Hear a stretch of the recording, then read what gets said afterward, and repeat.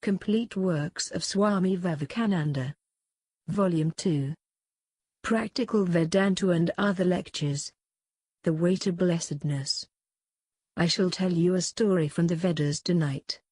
The Vedas are the sacred scriptures of the Hindus and are a vast collection of literature, of which the last part is called the Vedanta, meaning the end of the Vedas. It deals with the theories contained in them, and more especially the philosophy with which we are concerned. It is written in archaic Sanskrit, and you must remember it was written thousands of years ago.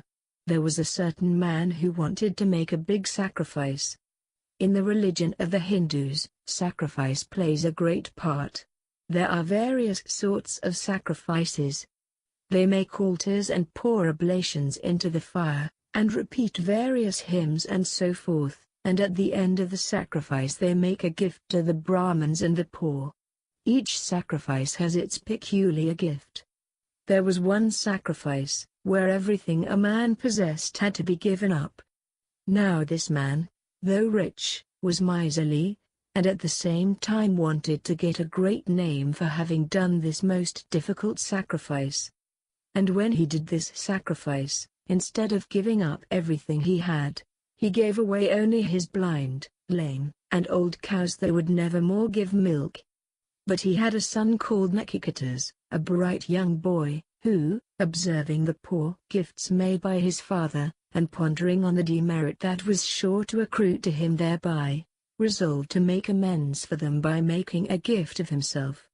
So he went to his father and said, "And to whom will you give me?" The father did not answer the boy, and the boy asked a second and a third time, when the father got vexed and said, "Thee I give unto Yama, thee I give unto death." And the boy went straight to the kingdom of Yama. Yama was not at home, so he waited there. After 3 days Yama came and said to him, "O Brahmin, thou art my guest, and thou hast been here for 3 days without any food. I salute thee, and in order to repay thee for this trouble, I will grant thee 3 boons." Then the boy asked the first boon, "May my father's anger against me get calmed down," and the second boon was that he wanted to know about a certain sacrifice. And then came the third boon. When a man dies, the question arises, what becomes of him? Some people say he ceases to exist. Others say that he exists. Please tell me what the answer is. This is the third boon that I want. Then Death answered, "The gods in ancient times tried to unravel the mystery. This mystery is so fine that it is hard to know. Ask for some other boon, do not ask this one. Ask for a long life of 100 years. Ask for cattle and horses, ask for great kingdoms. Do not press me to answer this. Whatever man desires for his enjoyment, ask all that and I will fulfill it, but do not want to know this secret." "No sir," said the boy, "man is not to be satisfied with wealth. If wealth were wanted, we should get it. If we have only seen you, we shall also live so long as you rule.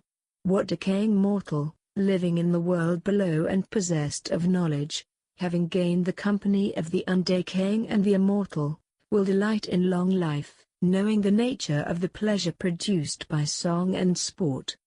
Therefore, tell me this secret about the great hereafter. I do not want anything else." That is what Nachiketas wants, the mystery of death. Then the god of death was pleased. We have been saying in the last 2 or 3 lectures that this Jnâna prepares the mind. So you see here that the first preparation is that a man must desire nothing else but the truth, and truth for truth's sake. See how this boy rejected all these gifts which death offered him, possessions, property, wealth, long life, and everything he was ready to sacrifice for this one idea, knowledge only, the truth. Thus alone can truth come. The god of death became pleased. "Here are 2 ways," he said, "one of enjoyment, the other of blessedness. These 2 in various ways draw mankind. He becomes a sage who, of these 2, takes up that which leads to blessedness, and he degenerates who takes up the road to enjoyment. I praise you, Nachiketas. You have not asked for desire. In various ways I tempted you towards the path of enjoyment, you resisted them all. You have known that knowledge is much higher than a life of enjoyment. You have understood that the man who lives in ignorance and enjoys, is not different from the brute beast. Yet there are many who, though steeped in ignorance, in the pride of their hearts, think that they are great sages and go round and round in many crooked ways, like the blind led by the blind. This truth, Nachiketas, never shines in the heart of those who are like ignorant children, deluded by a few lumps of earth. They do not understand this world, nor the other world. They deny this and the other one, and thus again and again come under my control. Many have not even the opportunity to hear about it, and many, though hearing, cannot know it, because the teacher must be wonderful, so must he be wonderful too unto whom the knowledge is carried. If the speaker is a man who is not highly advanced, then even 100 times heard, and 100 times taught, the truth never illumines the soul. Do not disturb your mind by vain arguments, Nachiketas. This truth only becomes effulgent in the heart which has been made pure. He who cannot be seen without the greatest difficulty, he who is hidden, he who has entered the cave of the heart of hearts, the Ancient One cannot be seen with the external eyes. Seeing him with the eyes of the soul, one gives up both pleasure and pain. He who knows this secret gives up all his vain desires, and attains this superfine perception, and thus becomes ever blessed. Nachiketas, that is the way to blessedness. He is beyond all virtue, beyond all vice, beyond all duties, beyond all non-duties, beyond all existence, beyond all that is to be. He who knows this, alone knows. He whom all the Vedas seek, to see whom men undergo all sorts of asceticism, I will tell you his name. It is Om. This eternal Om is the Brahmin, this is the immortal one. He who knows the secret of this, whatever he desires is his. This self of man, Nachiketas, about which you seek to know, is never born, and never dies. Without beginning, ever existing, this Ancient One is not destroyed, when the body is destroyed. If the slayer thinks that he can slay, and if the slain man thinks he is slain, both are mistaken, for neither can the self kill, nor can it be killed. Infinitely smaller than the smallest particle, infinitely greater than the greatest existence, the Lord of all lives in the cave of the heart of every being. He who has become sinless sees him in all his glory, through the mercy of the same Lord. We find that the mercy of God is one of the causes of God realization. Sitting he goes far, lying he goes everywhere. Who else but men of purified and subtle understanding are qualified to know the God in whom all conflicting attributes meet? Without body, yet living in the body, untouched, yet seemingly in contact, omnipresent, knowing the Atman to be such, the sage gives up all misery. This Atman is not to be attained by the study of the Vedas, nor by the highest intellect, nor by much learning. Whom the Atman seeks, he gets the Atman, unto him he discloses his glory. He who is continuously doing evil deeds, he whose mind is not calm, he who cannot meditate, he who is always disturbed and fickle, he cannot understand and realize this Atman who has entered the cave of the heart. This body, O Nachiketas, is the chariot, the organs of the senses are the horses, the mind is the reins, the intellect is the charioteer, and the soul is the rider in the chariot. When the soul joins himself with the charioteer, buddhi or intellect, and then through it with the mind, their reins, and through it again with the organs, the horses, he is said to be the enjoyer. He perceives, he works, he acts.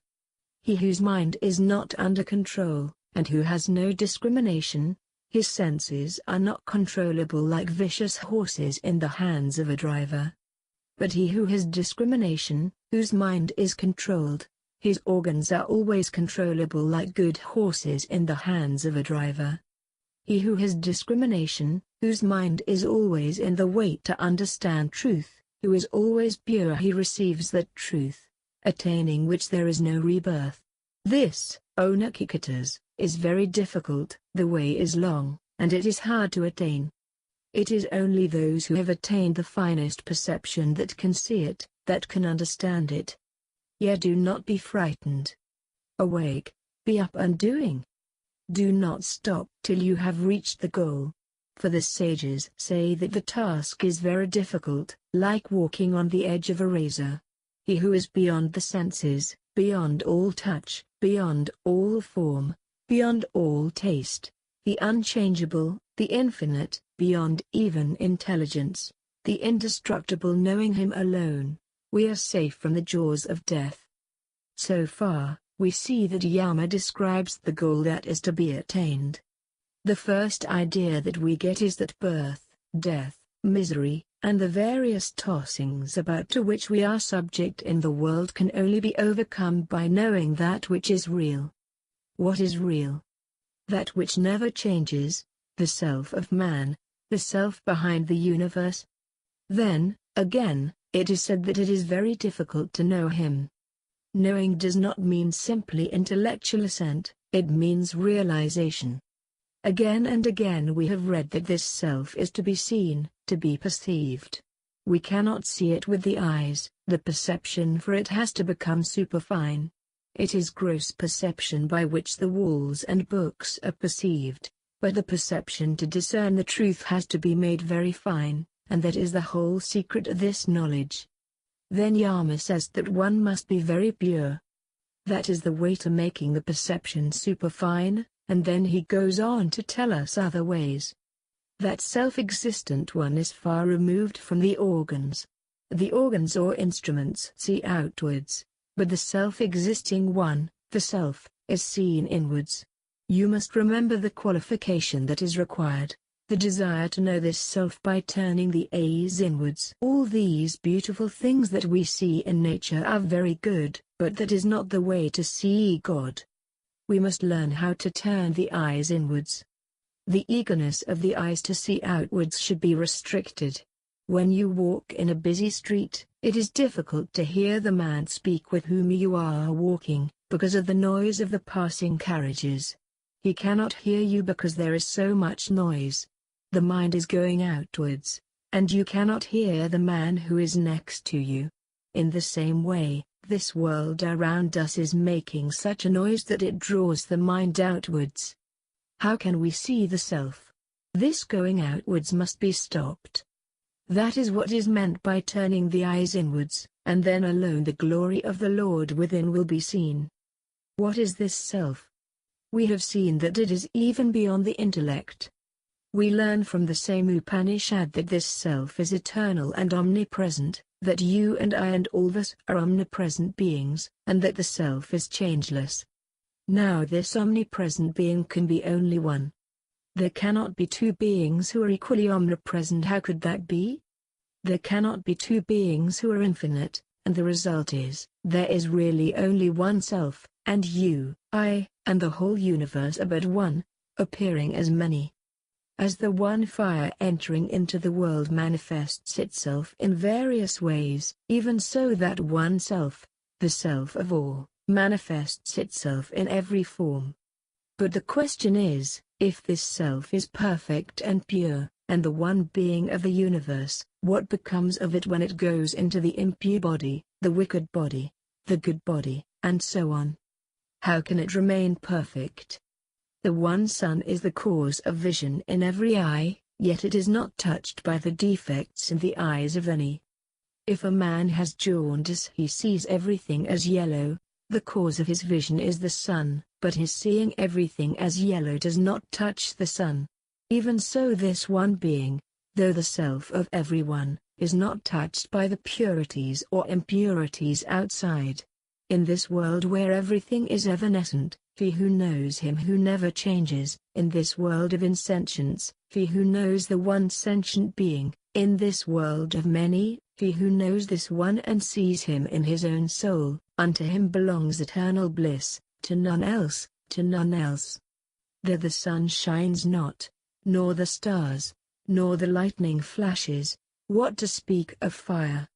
He shining, everything shines, through his light everything becomes effulgent. When all the desires that trouble the heart cease, then the mortal becomes immortal, and here one attains Brahmin. When all the crookedness of the heart disappears, when all its knots are cut asunder, then alone the mortal becomes immortal. This is the way.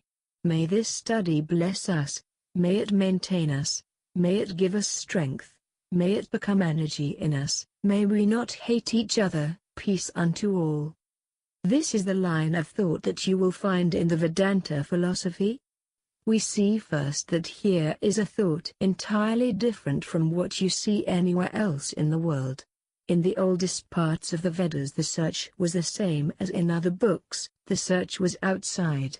In some of the old books, the question was raised, what was in the beginning? When there was neither aught nor naught, when darkness was covering darkness, who created all this? So the search began. And they began to talk about the angels, the devas, and all sorts of things, and later on we find that they gave it up as hopeless. In their day the search was outside and they could find nothing, but in later days, as we read in the Vedas, they had to look inside for the self-existent one. This is the one fundamental idea in the Vedas, that our search in the stars, the nebulae, the Milky Way, in the whole of this external universe leads to nothing, never solves the problem of life and death. The wonderful mechanism inside had to be analyzed, and it revealed to them the secret of the universe. Nor star or sun could do it. Man had to be anatomized, not the body, but the soul of man. In that soul they found the answer. What was the answer they found? That behind the body, behind even the mind, there is the self-existent one. He dies not, nor is he born. The self-existent one is omnipresent, because he has no form. That which has no form or shape, that which is not limited by space or time, cannot live in a certain place. How can it? It is everywhere, omnipresent, equally present through all of us. What is the soul of man? There was one party who held that there is a being, God, and an infinite number of souls besides, who are eternally separate from God in essence, and form, and everything. This is dualism. This is the old crude idea. The answer given by another party was that the soul was a part of the infinite divine existence. Just as this body is a little world by itself, and behind it is the mind or thought, and behind that is the individual soul, similarly, the whole world is a body, and behind that is the universal mind, and behind that is the universal soul. Just as this body is a portion of the universal body, so this mind is a portion of the universal mind, and the soul of man a portion of the universal soul. This is what is called the Vishishtadvaita, qualified monism. Now, we know that the universal soul is infinite. How can infinity have parts? How can it be broken up, divided? It may be very poetic to say that I am a spark of the infinite, but it is absurd to the thinking mind. What is meant by dividing infinity? Is it something material that you can part or separate it into pieces? Infinite can never be divided. If that were possible, it would be no more infinite. What is the conclusion then? The answer is, that soul which is the universal is you. You are not a part but the whole of it. You are the whole of God. Then what are all these varieties? We find so many millions of individual souls. What are they? If the sun reflects upon millions of globules of water, in each globule is the form, the perfect image of the sun, but they are only images, and the real sun is only one. So this apparent soul that is in every one of us is only the image of God, nothing beyond that. The real being who is behind, is that one God. We are all one there. As self, there is only one in the universe. It is in me and you, and is only one, and that oneself has been reflected in all these various bodies as various different selves. But we do not know this, we think we are separate from each other and separate from him. And so long as we think this, misery will be in the world. This is hallucination. Then the other great source of misery is fear. Why does one man injure another? Because he fears he will not have enough enjoyment. One man fears that, perhaps, he will not have enough money, and that fear causes him to injure others and rob them. How can there be fear if there is only one existence? If a thunderbolt falls on my head, it was I who was the thunderbolt, because I am the only existence. If a plague comes, it is I; if a tiger comes, it is I. If death comes, it is I. I am both death and life. We see that fear comes with the idea that there are two in the universe. We have always heard it preached, love one another. What for? That doctrine was preached, but the explanation is here. Why should I love everyone? Because they and I are one. Why should I love my brother? Because he and I are one. There is this oneness, this solidarity of the whole universe. From the lowest worm that crawls under our feet to the highest beings that ever lived, all have various bodies, but are the one soul. Through all mouths, you eat; through all hands, you work; through all eyes, you see. You enjoy health in millions of bodies, you are suffering from disease in millions of bodies. When this idea comes, and we realize it, see it, feel it, then will misery cease, and fear with it. How can I die? There is nothing beyond me. Fear ceases, and then alone comes perfect happiness and perfect love. That universal sympathy, universal love, universal bliss, that never changes, raises man above everything. It has no reactions and no misery can touch it, but this little eating and drinking of the world always brings a reaction. The whole cause of it is this dualism, the idea that I am separate from the universe, separate from God. But as soon as we have realized that I am He, I am the self of the universe, I am eternally blessed, eternally free, then will come real love, fear will vanish, and all misery cease.